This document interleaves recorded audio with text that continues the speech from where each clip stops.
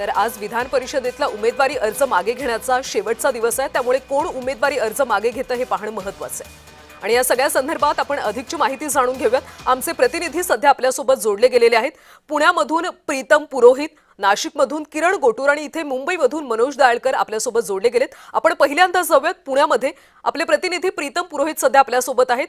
प्रीतम, पुण्यामध्ये खरं तर राष्ट्रवादीमध्ये बराच गोंधळ पाहायला मिळाला होता, मात्र आता विक्रम काकडे हे अधिकृत उमेदवार असल्याचं समोर आलंय। सध्या पुण्यातलं चित्र काय आहे? पुण्यामध्ये आज कसं वातावरण पाहायला मिळतंय?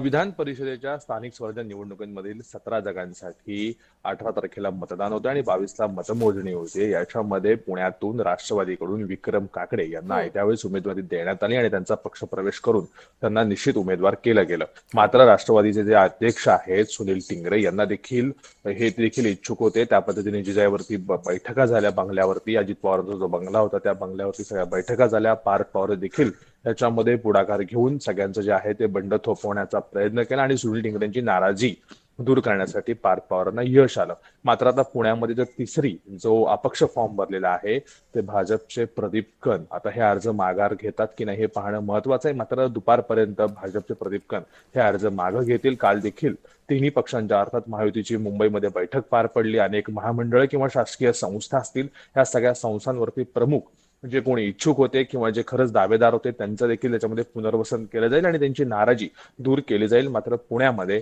विक्रम काकडे विरुद्ध राष्ट्रवादी शरद पवार गटाचे श्रीकांत पाटील यांच्यामध्ये सरळ लढत ही होणार आहे आणि राष्ट्रवादीकडेच हा पूर्वी गड होता, तो राष्ट्रवादीकडेच राहणार आहे। यापूर्वीच त्यांचे सासरे अनिल भोसले हे देखील या मतदारसंघाचं नेतृत्व करत होते स्थानिक स्वराज्य पुण्याचे, ते आता त्यांचे जावई विक्रम काकडे करताना पाहायला मिळतात। कारण सगळं बहुमताचा जर आकडा पाहिला तर तो महायुतीच्याच पारड्यात आहे आणि राष्ट्रवादीचं वर्चस्व आहे। अजित पवारांच्या निधनानंतर अनेक स्थानिक स्वराज्य निवडणुका झाल्या आणि याच्यामध्ये भावनिक लाटमध्ये होती, त्याबरोबर राष्ट्रवादीचं काम देखील होतं, त्याच्यामुळे लोकांनी त्यांना निवडून दिलं आणि आता देखील विक्रम काकडे हेच निवडून येतील आणि त्या पद्धतीने सगळी रचना आहे ती करण्यात आलेली आहे। दुसरी गोष्ट म्हणजे जय पवार हे देखील कर्जदार आहेत विक्रम काकडे यांचे, त्यांची 150 कोटींची मालमत्ता आहे, ज्यांनी विवरणपत्र दाखल केलं निवडणूक आयोगापुढे। त्याच्यामध्ये अनेक गोष्टी खुलासे झाले, त्यांची मावळमध्ये देखील संपत्ती आहे, त्याचबरोबर दुबईमध्ये देखील घर आहे, पत्नीच्या नावे संपत्ती आहे, अनेक कंपन्या आहेत, अनेक कॉन्ट्रॅक्ट आहेत, सगळे मिळून अशी त्यांची 150 कोटींच्या आसपास त्यांची जी संपत्ती आहे। तर दुसरीकडे श्रीकांत पाटील जे शरद पवार गटाचे आहेत त्यांच्याकडे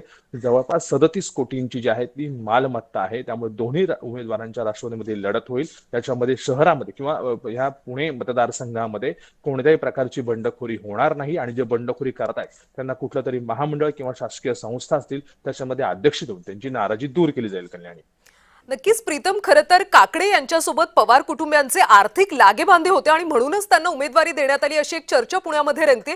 त्यामुळे कार्यकर्त्यांचं तिथल्या काय म्हणणं आहे, त्यांना काय वाटतं?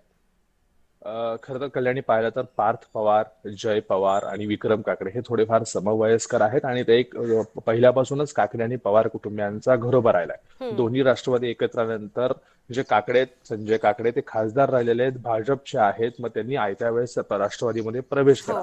दुसरी गोष्ट त्यांची आर्थिक बाजू देखील तितकीच भक्कम आहे, त्यांचे अनेक व्यवहार आहेत, अनेक ठिकाणी त्यांनी कर्ज दिलेले, काही जॉईंट व्हेंचर्स मध्ये त्यांचे प्रोजेक्ट देखील सुरू आहेत, त्याच्यामुळे ते फायनान्शियली खूप चांगले स्ट्रॉंग आहेत। त्याच्यामुळे आणि पार्टीला त्यांची उपयुक्तता पण देखील महत्वाची आणि ती माहिती आहे आणि काकड्यांना मांडणारा देखील एक विशेष वर्ग पुण्यामध्ये आहे, त्याच्यामुळे ती राष्ट्रवादीसाठी जमेची आणि सोपी बाजू आहे। कारण अजित पवार गेल्यानंतर तटकरे, पटेल, खरात प्रकरण, याच्यामध्ये पक्षातील दुसरी तिसऱ्या फळीवर नेत्यांचे वाद, पहिल्या फळीतील सगळं अस्थिर हे सगळं प्रकरण होत असताना सुनेत्रा पवारांनी पक्ष हा काबीज केला, त्या अध्यक्ष बनल्या। त्याच्यानंतर आता पक्षाचं नेतृत्व हळूहळू हे पार्थ पवार करताना पाहायला मिळत आणि त्याची पहिली झलक प्रीतम, त्यामुळे एक प्रकारे आता राष्ट्रवादीची पुण्यामध्ये भक्कम बाजू आहे, त्यामुळे आता विक्रम काकडे हेच विजय होतील असं जवळपास आता निश्चित झालंय।